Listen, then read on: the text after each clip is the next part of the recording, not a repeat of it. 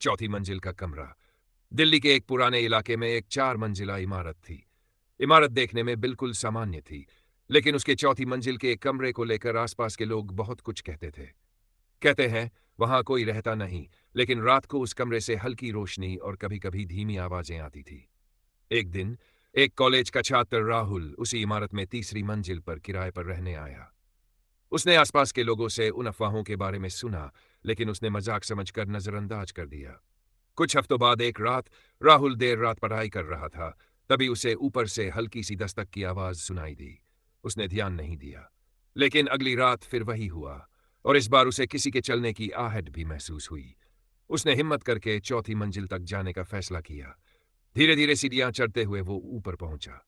वहां अंधेरा था, लेकिन कमरा नंबर 16 की खिड़की से हल्की रोशनी आ रही थी।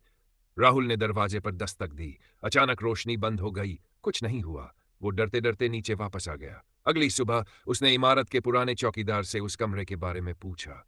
चौकीदार ने गहरी सांस ली और कहा, बेटा, 5 साल पहले एक बुजुर्ग लेखक उस कमरे में रहते थे। एक रात उनकी मौत हो गई, अकेले उसी कमरे में। लेकिन कहते हैं उनकी आत्मा अब भी अधूरी कहानी पूरी कर रही है। राहुल हैरान रह गया। उसी रात उसने किताबों की अलमारी के पीछे एक पुरानी डायरी खोज निकाली, अधूरी कहानी के साथ।